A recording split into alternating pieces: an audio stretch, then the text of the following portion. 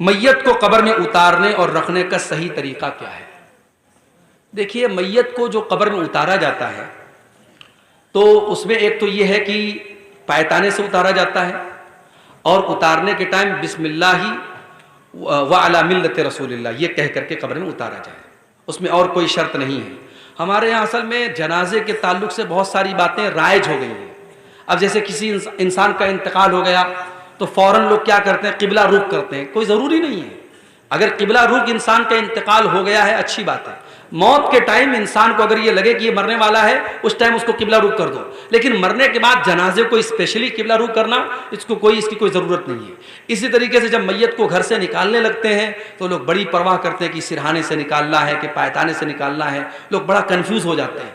तो ये सारे मसले हमारे बनाए हुए हैं, इसमें कोई ऐसी टेंशन की बात नहीं है। जहाँ शरीयत ने आपको आज़ादी दी है, इख्तियार दिया है, वहाँ उसको आज़ादी ही रहने दीजिए। कब्र में उतारने के टाइम उसको जो है पायताने की तरफ से उतारेंगे और उतारने के वक्त हम जो है बिस्मिल्लाही व अला मिल्लत रसूलिल्लाह पढ़ेंगे। अच्छा, यहाँ पर एक बात मैं और बता दूँ कि कब्र में जब हम मुर्दे को दफन करते हैं तो हम मिट्टी देते हैं।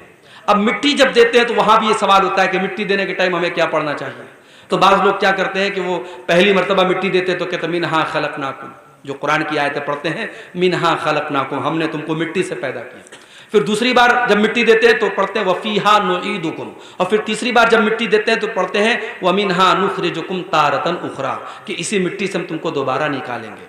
तो अब ये कुरान की आयत है, इसको 3 बार मिट्टी देने में फिट कर लिया गया, लेकिन इसका कोई सबूत नहीं है। आप मिट्टी देने के टाइम कुछ ना पढ़ें, कोई मसला नहीं है। ज़्यादा से ज़्यादा बिस्मिल्लाह, हर अच्छा काम बिस्मिल्लाह करके किया जाता है, तो मिट्टी देने के टाइम भी आप बिस्मिल्लाह पढ़ दें। बाकी ये जो दुआ पढ़ी जा रही है, जो कुरान की आयत पढ़ी जा रही है, मुनासिब नहीं है। इसी तरीके से कहीं कहीं जनाजे की नमाज में क्या होता है, इमाम साहब के लिए वो आता है मुसल्ला, इमाम साहब के लिए अलग से मुसल्ला आता है। भाई मुसल्ले का यहाँ कोई काम नहीं है, मुसल्ला सजदा करना होता तब काम होता, यहाँ ज़मीन पर हम पढ़ रहे हैं, मुसल्ले का कोई काम नहीं है।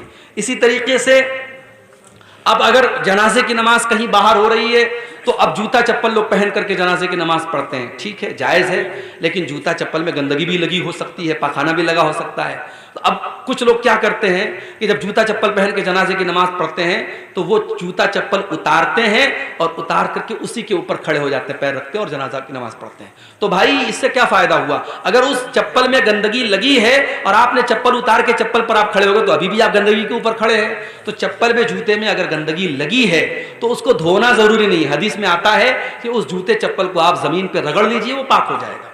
तो जब जनाजे की नमाज आप जूता चप्पल पहन के पढ़ रहे हो तो आप एक बार चेक कर लीजिए, अगर उसमें कोई गंदगी लगी है बस ज़मीन पर उसको 1-2 बार रगड़ लीजिए, पाक हो गया। अब आप उस जूता चप्पल को पहन के जनाजे की नमाज पढ़ सकते हैं। जनाजे को सामने रख करके मैयत के रिश्तेदारों से नमाज के मुतालिक पूछना कैसे? अब ये भी बस एक रिवाज है, जनाजा रेडी है, सफ लग चुकी है, अब जो मैयत का कोई बड़ा रिश्तेदार है, उसके मामा है, नाना है, दादा है, उनको आवाज़ दी जाती है, हाजी साहब कहाँ हैं, फलाने कहाँ हैं। अब जब तक वो हाजी साहब बेचारे वो थोड़ा ऊंचा भी सुनते हैं, बड़ी मुश्किल से उनको सुनाई देता है, वो बिल्कुल पीछे रहते, ऐसे मौके पर जो रिश्तेदार होते हैं ना एकदम पीछे होते हैं, तो बड़ी मुश्किल से उनको खोजा जाता है। फिर वो हाथ उठा के कहते हैं हाँ मौलवी साहब इजाज़त है, तब जनाजा पढ़ाया जाता है। ये सब फालतू की रस्म है, इसकी कोई ज़रूरत नहीं है। जब आपने इमाम साहब को पहले से ड्यूटी दे दी कि आपको जनाजे की नमाज पढ़ाना है, इमाम साहब आए, सब लग चुकी है, तो भाई नमाज शुरू कर दो। ये एक सिस्टम जो बना के रखा है कि घर के बड़े और ख़ानदान के बड़े से इजाज़त दी जाती है, यहाँ इस इजाज़त का कोई मतलब नहीं है और ना उसकी कोई ज़रूरत है। और एक तरीका है इसमें कि जी, वो नमाज आइंदा पढ़ें, अगर नमाज नहीं पढ़ते उससे रिश्तेदार, जी जी, तो वादा क्या करवाया जाता है, अच्छा, कान पकड़ाया जाता है। किससे? रिश्तेदारों, जैसे कि बाप मरा तो बेटे से, हाँ हाँ, इस तरीके से सुनने पड़ते हैं, आज से पढ़ो। अच्छा, देखिए नमाज अगर कोई मान लीजिए बाप मर गया, बेटा नहीं पढ़ता है, तो जनाजे की नमाज के टाइम बेटे से ये कहना कि चलो कान पकड़ो नमाज पढ़ोगे, ये सब तो मुनासिब नहीं है। भाई नमाज तो उसको ऐसे भी पढ़ना है, वो नहीं पढ़ रहा है तो गलत कर रहा है।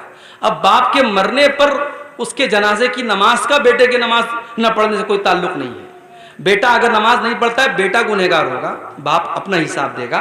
तो जनाजे की नमाज के दौरान ये सब कहने की ज़रूरत नहीं है। हाँ ये चीज़ होती है कि जब किसी का बाप मरता है तो इमोशनल सीन होता है, उस वक्त इंसान जज्बाती होता है। उस वक्त आप देखते होंगे कि जो बेटा कभी बाप की कदर नहीं करता था, बाप के मरने के बाद बाप की कदर करने लगता है। बाप के नाम पे मदरसे में लाख लाख रुपया लोग चंदा दे देते हैं, तो अब कुछ लोग इस जज्बे को, इस इमोशन को कैश करते हैं कि ये अच्छा मौका है, लोहा गर्म है, चोट मार दो। उस मौके पर अगर कुछ समझाया जाता है तो बेटा मान जाता है। तो वो एक अलग सोच हो सकती है, मगर उसको एक रिवाज बना देना और बेटे से इस तरीके से कान पकड़वाना, ये बहरहाल मुझे तो बिल्कुल भी मुनासिब नहीं लग रहा है। बाकी आप अपने इलाके के जो मकामी उलमा हैं उनसे आप समझ लें। शादीशुदा जिनाकार मर्द औरत को हिंदुस्तान के कानून के खिलाफ है, तो शरई दलील क्या है? देखिए, जाहिर है कि हम हिंदुस्तान में रहते हैं, यहाँ कोई शरई कानून तो लागू नहीं है, यहाँ इंडियन क्रिमिनल लॉ लागू है। यहाँ चोर चोरी करेगा तो उसका हाथ थोड़ी काटा जाएगा, कातिल को की गर्दन थोड़ी मारी जाएगी। तो यहाँ हम इंडियन क्रिमिनल लॉ के तहत ही जिंदगी गुजार रहे हैं, और चूंकि हम इस मुल्क में रहते हैं तो इस मुल्क के कानून के दायरे में ही हम रहेंगे। तो अगर कोई मान लीजिए जिनाकार है, लड़का लड़की ने जिना किया, तो हमारा इंडियन लॉ तो ये कहता है उसने कोई गलत काम किया ही नहीं। अगर आपस की सहमति से किया तो उसमें कुछ गलत नहीं है, उसको कानून के हिसाब से कोई सजा नहीं दी जाएगी। अब हम शरीयत की जो सजा है, शादीशुदा है तो सजाए मौत है, कुंवारा है तो 100 कोड़े की सजा है, वो सजा भी हम नहीं दे सकते, कानूनी एतबार से हम पकड़ लिए जाएंगे। तो फिर हम अपने तौर पर कोई एक सज़ा मुकर्रर कर दे जो हमारी पंचायत में आपस के मशवरे से तय हो।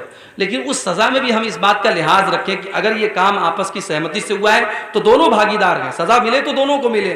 सिर्फ लड़के को सज़ा देना और लड़की को इनाम देना ये तो मुनासिब नहीं है। तो शरीयत की रोशनी में जो सज़ा है वो आप इस मुल्क में कानून के दायरे में रह करके तो नहीं दे सकते। वो जहाँ पे इस्लामी कानून लागू है और इस्लामी हुकूमत है वहीं पर ये चीज़ हो सकती है। तो आप अपने मुल्क के कानून के दायरे में रह करके उसको कोई फ़ाइन लगा दें या हल्की फुल्की जिस्मानी सज़ा दे दें तो वो दी जा सकती है। बहरहाल उसमें कोई हर्ज की बात नहीं है। अल्लाह ताला ने मौत को सबसे पहले क्यों पैदा किया है, जैसा कि सूरह मुल्क के अंदर है, ज़रा वजाहत फरमाने की ज़हमत फरमाएं। देखिए, सूरह मुल्क में अल्लाह ने फरमाया कि अल्लज़ी खलक़ल मौता वल हयाता, अल्लाह ने मौत को पैदा किया और ज़िंदगी को पैदा किया। तो पहले अल्लाह ताला ने मौत का जिक्र किया, तो इससे उलमा ने यह दलील पकड़ी है कि मौत पहले पैदा की गई। अब इसकी हिकमत क्या है ये अल्लाह आलम, अल्लाह ज़्यादा बेहतर जानता है। बाज़ उलमा ने यह लिखा है इस आयत की तफसीर में कि इंसान जब तक पैदा नहीं हुआ है, भाई मैं 1986 में पैदा हुआ तो 1986 के पहले मेरा वजूद तो नहीं था दुनिया में, तो जब तक मैं नहीं था तब तक मैं एक तरीके से मौत ही के पीरियड में था। जब इसीलिए अल्लाह ने कुरान के 29वें बारे में फरमाया सूरह दहर के अंदर कि हल अता अलल इंसान हीनुम मिनद दहरी लम यकुन शैअम मज़कूरा, इंसान के ऊपर एक ऐसा दौर भी आया है जब इंसान कोई काबिल जिक्र चीज़ भी नहीं था, कोई जानता भी नहीं था उसको। पैदा हुआ तब लोगों ने जाना कि हाँ ये अब्दुल्ला है, ये अब्दुर्रहमान है, ये फला है, ये फला है। तो हमारी पैदाइश के पहले का जो पीरियड था वो मौत है। उसके बाद हम जब पैदा हुए ये जिंदगी है, अब हम जब मर जाएंगे वो मौत होगी, और फिर जब हम कयामत के दिन उठेंगे वो दूसरी जिंदगी होगी। तो 2 बार जिंदगी है और 2 बार मौत है, ये मिला करके इसका कुरान में भी अल्लाह ने जिक्र किया है। बाकी अल्लाह ने मौत को पहले क्यों पैदा किया इसकी कोई हिकमत बताई नहीं गई है, और ज़रूरी नहीं है कि हर चीज़ की हिकमत बयान ही की गई हो। ला युसअलु अम्मा यफ़अल, अल्लाह जो करता है अल्लाह से पूछा नहीं जाता है। ठीक है, मैयत को जब कब्र में रखते हैं तो उसको सर को पूरा घुमा दिया जाता है, पश्चिम तरफ, पश्चिम तरफ उसको मोड़ दिया जाता है।